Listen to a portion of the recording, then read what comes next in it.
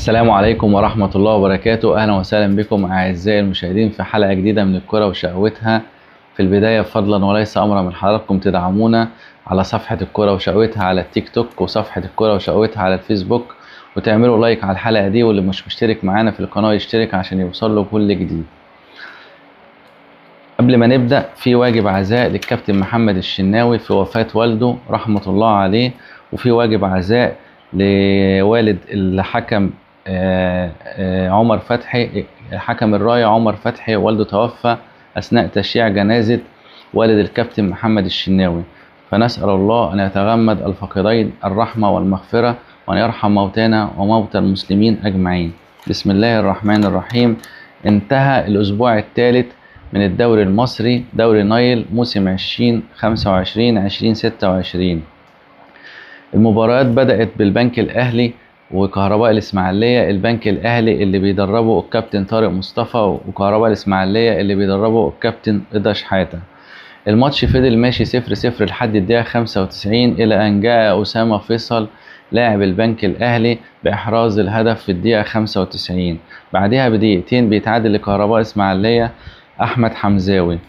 تخلص المباراة 1-1 ما بين كهرباء الإسماعيلية والبنك الأهلي، تعادل إيجابي للفريقين. في فاركو وطلائع الجيش. طلائع الجيش بقيادة هيثم شعبان وكابتن وفاركو بقيادة الكابتن أحمد خطاب. طلائع الجيش كسب فاركو 1-0 بهدف إسماعيل أوراوا. عندنا كمان الإسماعيلي والاتحاد. الإسماعيلي اللي بيدربه ميلود حمدي، ده مدرب فرنسي الجنسية من أصول جزائرية. وعندنا الاتحاد طبعا بيدربه الكابتن أحمد سامي، المصري أحمد سامي. بالمناسبة الكابتن أحمد سامي بسبب الاعتراض اتطرد في الدقيقة 48.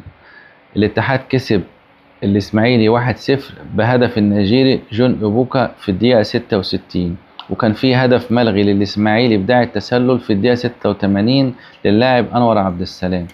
المباراة دي شهدت حالات طرد لاثنين لعيبة وطرد المدرب أحمد سامي.